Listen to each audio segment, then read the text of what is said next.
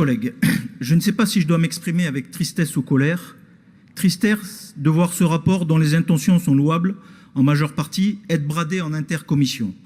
Comment peut-on passer moins d'une heure sur un rapport aussi important qui a demandé un travail titanesque et qui concerne toute la population?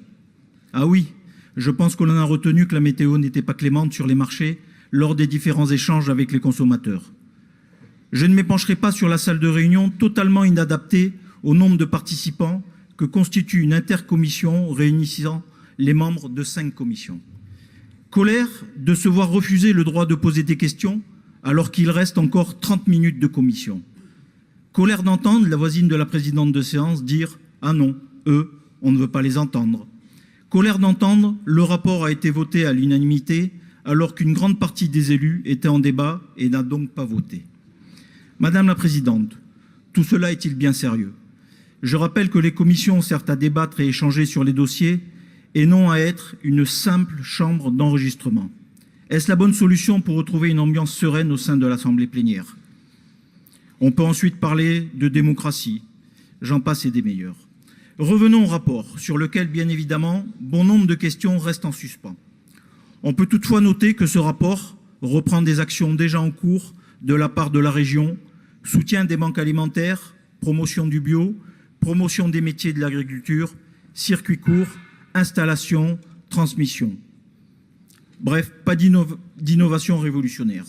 Nous pouvons aussi regretter le manque de clarté vis-à-vis de l'Union européenne et de la libéralisation de la politique agricole commune, pourtant principal responsable des mots décrits dans la présentation du pacte régional. Comment peut-on, d'une main, accepter les traités de libre-échange et de l'autre vouloir contourner la réglementation européenne? Nous appelons cela de la magie socialiste. D'autres, Madame la Présidente, moins aimables, parlent d'hypocrisie. Tout ce tapage médiatique pour un texte à la rédaction parfois contradictoire. Parce que le devenir du monde agricole touche autant à notre dynamisme économique qu'à la protection de nos traditions, nous ne souhaitons pas nous opposer par posture politicienne à ce pacte et ses 10 priorités censées être mises en œuvre prochainement. C'est pourquoi, Madame la Présidente, le groupe Rassemblement National propose plusieurs amendements pour améliorer encore un peu plus le contenu de ce pacte, dont le suivant qui permettra de suivre la mise en œuvre par l'ajout d'un article 3 qui précise: la présidente du Conseil régional s'engage à mettre en place immédiatement une commission régionale ad hoc pour procéder à l'évaluation de la mise en œuvre du pacte, mesurer les effets concrets de la démarche régionale et veiller au respect des engagements qu'il contient.